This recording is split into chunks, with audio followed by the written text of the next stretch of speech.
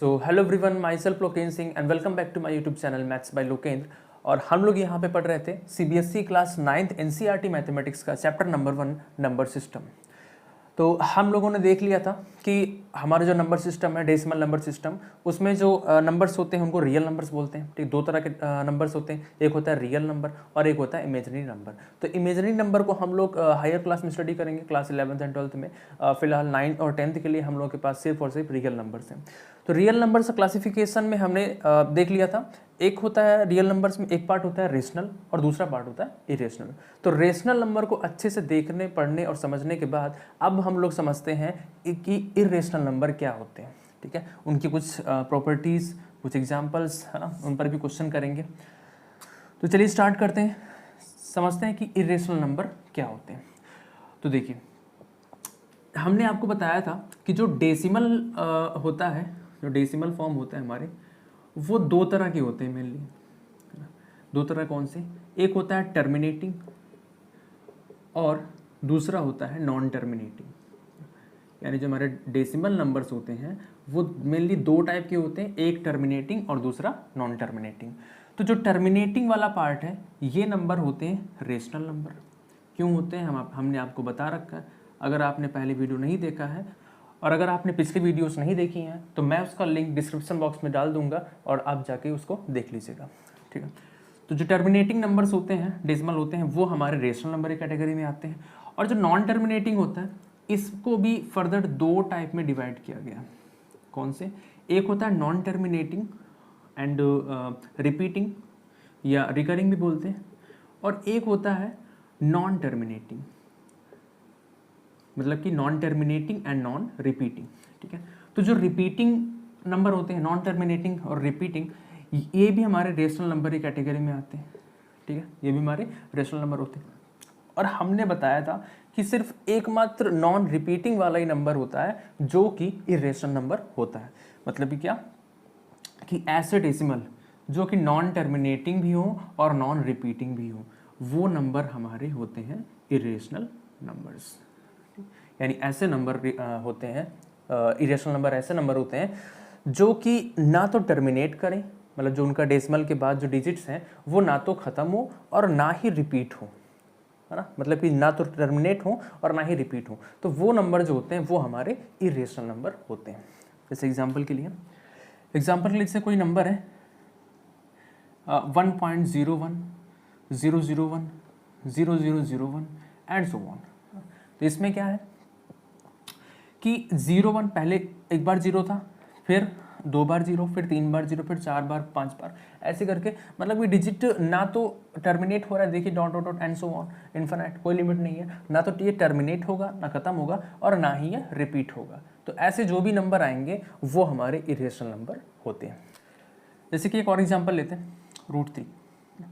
√3 की वैल्यू होती है 1.732 एंड सो ऑन। ठीक है, इसके आगे आपको याद करने की जरूरत भी नहीं है, और वैसे तो मोस्टली 1.73 लेते हैं। ठीक है, तो जब √3 की वैल्यू और फर्दर आप निकालने जाओगे तो क्या होगा कि जो ये वैल्यूज़ हैं, यानी जो डेसिमल के बाद डिजिट्स हैं, ये ना ही टर्मिनेट होंगी, यानी कि ना ही ख़त्म होंगी, इनकी कोई लिमिट नहीं है, और ना ही रिपीट करेंगी। मतलब हर बार एक अलग नंबर आएगा, है ना। जैसे यहाँ 732, फिर हो सकता है 684, फिर 5, देन 9, ऐसा कुछ, मतलब कि नंबर रिपीट नहीं होंगे, है ना, और ना ही टर्मिनेट होंगे।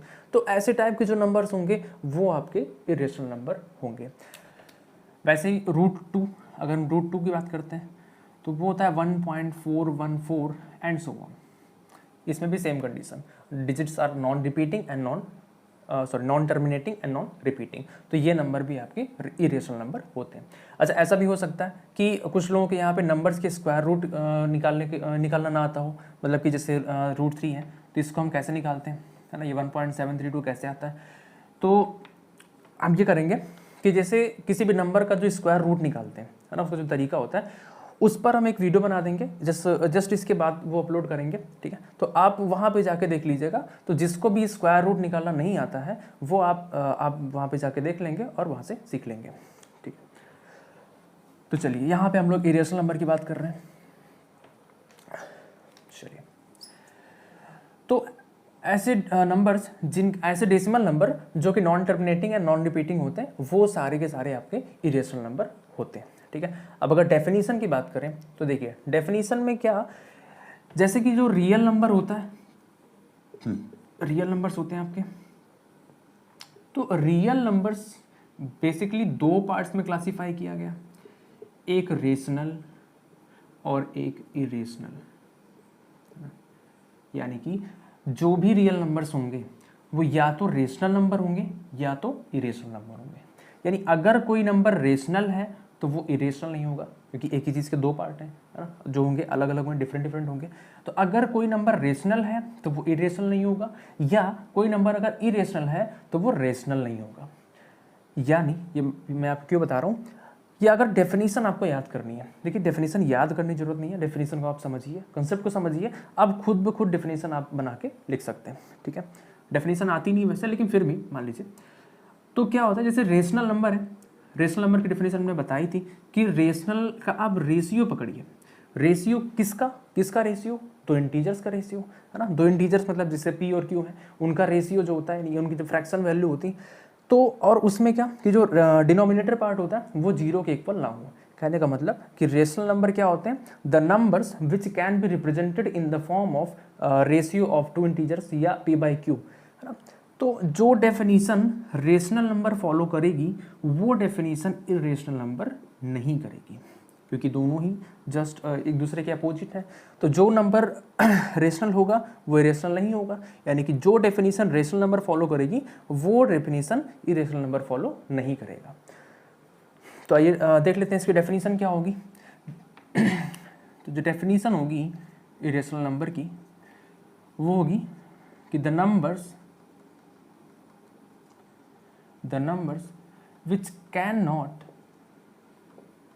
which cannot be represented in the form of p by q, where p and q are integers। Change क्या हुआ, सिर्फ एक वर्ड चेंज हुआ है, ठीक, बल्कि नॉट, कैन तो था उसमें, विच कैन बी रिप्रेजेंटेड, सिर्फ नॉट टर्म, नॉट वर्ड जो है इसका डिफरेंस है, ठीक है। तो रेशनल नंबर में क्या होता था कि p बाई क्यू के फॉर्म में रिप्रेजेंट कर सकते थे, लेकिन इरेशनल में क्या होगा, हम p बाई क्यू के फॉर्म में रिप्रेजेंट नहीं कर सकते, ठीक है। चलिए, तो ये हो गई फॉर्मल डेफिनेशन। बाकी तो आपको बस यही याद रखना कि ऐसे डेसिमल नंबर जो कि non terminating and non repeating होते हैं वो आपके इरेशनल नंबर होते हैं। चलिए, तो चलिए, जैसे कि हमने बात करी कि जैसे हमारे पास हो गया √3 एंड √2, तो ये हमारे इरेशनल नंबर होते हैं। तो मतलब क्या, हम क्या समझे कि अगर हमें कोई भी नंबर स्क्वायर रूट में मिल गया तो वो इरेशनल होगा, क्या हम ऐसा कह सकते हैं। चलिए देखते हैं। तो देखिए, जैसे कि स्क्वायर रूट के अंदर हम मान लीजिए तो 2 ले चुके, 3 ले चुके, अब मान लीजिए हम 4 ले रहे हैं, ठीक है। अब √4, अब 4 की स्क्वायर रूट वैल्यू अगर हम इसके हिसाब से देख के कहें कि जो नंबर स्क्वायर रूट के अंदर होगा वो इरेशनल होगा, चलिए मान लेते एक बार, ठीक है।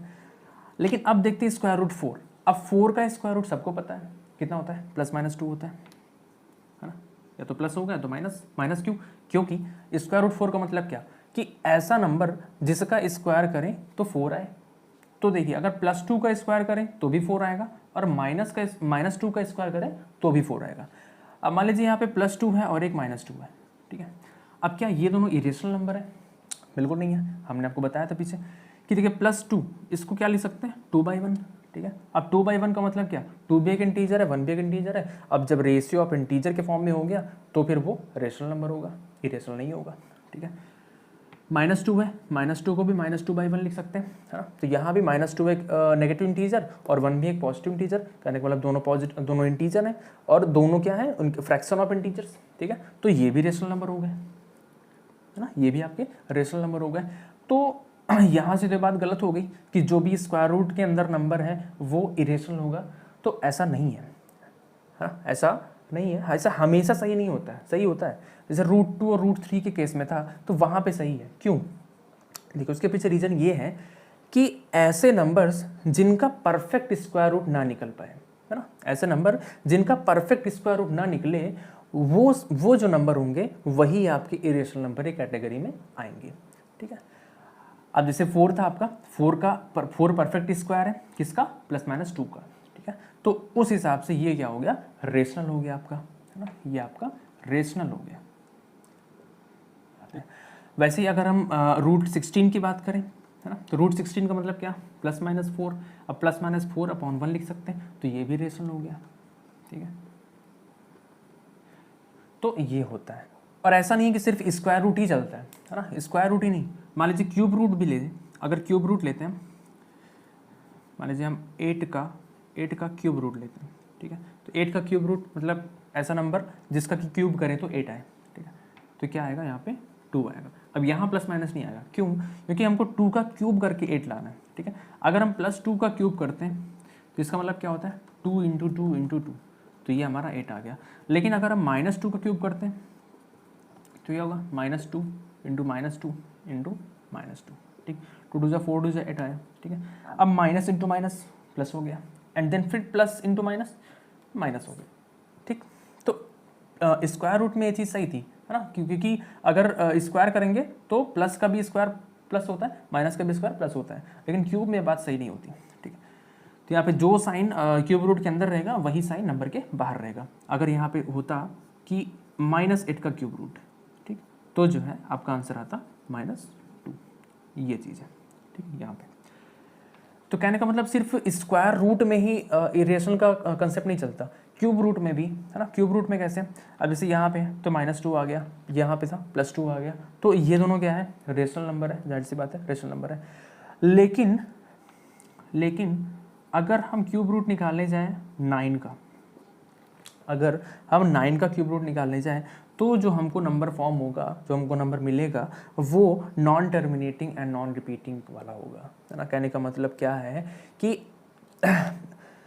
कोई भी नंबर कोई भी रूट में लिखा हो, square root, cube root, 4th root, 5th root, मतलब nth रूट, कोई सा भी रूट हो, अगर उसका परफेक्ट nth रूट नहीं निकल रहा है ना, उसका परफेक्ट nth रूट नहीं निकल रहा है, तो वो नंबर जो होगा वो आपका इरेशनल नंबर होगा, ठीक है। यानी कि कोई भी nth रूट, फिर सुन लीजिए, कि कोई भी ऐसा नंबर अगर लिखा हुआ है nth रूट के अंदर, अगर उसका परफेक्ट nth रूट ना निकले तो वो नंबर आपका इरेशनल नंबर होगा, भले वो कोई सा भी रूट हो, ठीक है। तो ये बात है। एक और नंबर है पाई, काफ़ी फेमस क्वेश्चन है, कि पूछ रहा है कि पाई जो है ये क्या है, ये एक रेशनल नंबर है या फिर एक इरेशनल नंबर है, ठीक। पाई रेशनल है या फिर इरेशनल है। तो चलिए, हम लोग लगभग सभी लोग जानते होंगे कि जो पाई की वैल्यू जो होती है 22/7 होती है, ठीक है। लेकिन ये बात क्या है, गलत है। पाई की वैल्यू 22/7 होती नहीं है। पाई की value almost equal to 22/7, nearly equal to, approximately equal to, और हम लोग यूज करते हैं 22/7 के इक्वल, होती नहीं एग्जैक्टली। यानी अगर हम सही लिखें हैं सही से, तो पाई जो होता है वो अप्रॉक्सीमेटली इक्वल टू 22/7 होता है, ये बात सही है। लेकिन मतलब कि इक्वल नहीं होता है, नियरली इक्वल होता है। तो पाई की जो एग्जैक्ट वैल्यू होती है वो होती 3.14159 एंड सो ऑन, ठीक है। मतलब पाई की जो वैल्यू है, ये देख रहे हैं आप, यहाँ पे कोई नंबर ऐसा नहीं जो रिपीट हो रहा हो बार बार, है ना, कोई नंबर ऐसा नहीं है जो रिपीट हो रहा है, और आगे डॉट डॉट लगा हुआ है, इसका मतलब क्या, कि ये नंबर टर्मिनेट भी नहीं होगा, ठीक। मतलब ये कैसा फॉर्म मिल रहा है हमको, इनमें से कौन सा फॉर्म मिल रहा है, non terminating and non repeating. मतलब कि अगर आप वैल्यू इसकी देखोगे, है ना, तो ये नंबर जो है ये आपको non terminating and non repeating वाला ही मिलेगा, और जितने भी non terminating and non repeating number होते हैं वो सारे के सारे आपके इरेशनल नंबर होते हैं। तो उस हिसाब से जो पाई है हमारा, ये आपका इरेशनल नंबर होगा, रेशनल नहीं होगा, ठीक। तो ये बात होगी कि पाई जो है आपका इरेशनल नंबर होगा। लेकिन जो 22/7 है, 22/7, तो ये तो देखिए 22 क्या है, एक इंटीजर है, 7 भी एक इंटीजर है ना, और क्या है कि यहाँ पे फ्रैक्शन ऑफ इंटीजर के फॉर्म में लिखा हुआ, p/q के फॉर्म में लिखा हुआ है, तो उस हिसाब से क्या होगा, ये आपका रेशनल नंबर हो जाएगा, है ना। तो ये हो गया आपका रेशनल नंबर, ठीक, तो ये होता है। तो पाई और 22/7 में कंफ्यूज मत होइएगा, पाई जो है वो आपका इरेशनल नंबर होता है और जो 22/7 होता है वो आपका रेशनल नंबर होता है। और ये जो वैल्यू 3.14 है, पाई की वैल्यू कभी कभी ये भी लेते हैं 3.14 कैलकुलेशन को इजी करने के लिए, है ना, मतलब अपने यूज के हिसाब से कभी कभी 22/7। अच्छा 22/7 ही क्यों लेते हैं, 22/7 ही क्यों लेते हैं, कोई और भी ले सकते हैं? तो देखिए उसका रीज़न ये है कि जब आप 22 को 7 से डिवाइड करोगे, इससे 21 ये 1 डेसिमल 7 जा 7 ये 3 फिर 0 7 4 जा 28 है ना, फिर आगे आप डिवाइड करोगे तो 7 2 जा 14 एंड सो ऑन। तो देखिए 3.14 यहाँ डेसिमल के बाद 2 प्लेस तक तो ठीक था, है ना, 2 प्लेस तक इसकी वैल्यू ऑलमोस्ट इक्वल मिल रही है, बस इसीलिए हम लोग यहाँ पे नियरली इक्वल अप्रॉक्सीमेटली इक्वल ले लेते हैं पाई 22/7 को।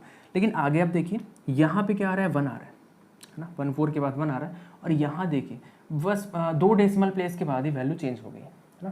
तो आप अब तो आपको क्लियर हो गया होगा कि पाई और 22/7 की वैल्यू एग्जैक्ट इक्वल नहीं होती है ना। यहाँ पे 1 फिर 5 9 और यहाँ पे आप अगर आगे निकालोगे तो कुछ अलग वैल्यू निकलेगी, ठीक। तो ये दोनों ही डिफरेंट होते हैं। चलिए नोट कर लीजिए इसे। तो इरेशनल नंबर्स को हम लोग देख चुके हैं कि उसकी डेफिनेशन क्या होती है, और उससे कुछ एग्जांपल्स भी देख लिए हैं, और ये भी समझ चुके हैं कि किस तरह के नंबर्स को हम लोग इरेशनल नंबर बोल सकते हैं, ठीक है। अभी हम लोग और भी डिस्कस करेंगे इरेशनल नंबर्स के बारे में, उनकी कुछ प्रॉपर्टीज़ के बारे में डिस्कस करेंगे, उससे कुछ और क्वेश्चन करेंगे। लेकिन फिलहाल हमारा जो पैटर्न है वो एनसीईआरटी बेस्ड रहेगा, तो हम जो भी टॉपिक उठाएंगे या जो भी क्वेश्चंस करेंगे वो एक एनसीईआरटी के ऑर्डर से करेंगे, ठीक है। तो अभी हम लोग एक्सरसाइज 1.1 कर चुके हैं, अब जो आगे एक्सरसाइज 1.2 है तो उसके हिसाब से हम लोग पहले कंसेप्ट को पढ़ेंगे, ठीक है। तो इरेशनल नंबर को देख लिया हमने। अब इसके बाद जो एक्सरसाइज 1.2 है उसका जो इंट्रोडक्शन है, उसका इंट्रोडक्शन वीडियो हम अगली वीडियो में अपलोड करेंगे। तो चलिए मिलते हैं फिर अगली वीडियो में।